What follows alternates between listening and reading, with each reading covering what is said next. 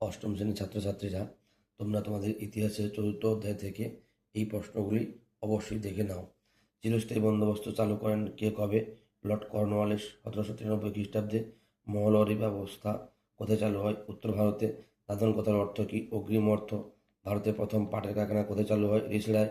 দেশের সম্পদ দেশের বাইরে চলে যাওয়াকে কী বলে? সম্পদের বহির্গমন। রায়তরি বন্দোবস্ত করা হয় কাদের সঙ্গে? রায়ত বা চাষির সঙ্গে। মহল মহল কথার অর্থ কী? গ্রামের সমষ্টি। মহলওয়ারি বন্দোবস্ত কে চালু করেন? হল্ড ম্যাকেনজি 1822 খ্রিস্টাব্দে। নীল বিদ্রোহী দুজন নেতার নাম কি? বিষ্ণুচরণ বিশ্বাস ও দিগম্বর বিশ্বাস।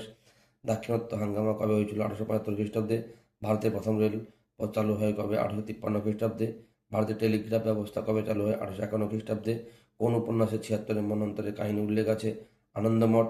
ইজারাদারি ব্যবস্থা কবে চালু হয়? 1872 খ্রিস্টাব্দে। আবওয়াব কি? এক ধরনের বেআইনি কর। রায়ত কথার অর্থ কী? কৃষক। নীল বিদ্রোহ কবে হয়? 1859 থেকে 60। বাংলার ওয়ার্ড টাইলার কাদের বলা হয়? বিষ্ণুচরণ বিশ্বাস ও দিগম্বর বিশ্বাস। ভিডিওটি ভালো লাগলে লাইক, কমেন্ট, শেয়ার করবে এবং চ্যানেলটিকে সাবস্ক্রাইব করে আমার পাশে থাকবে।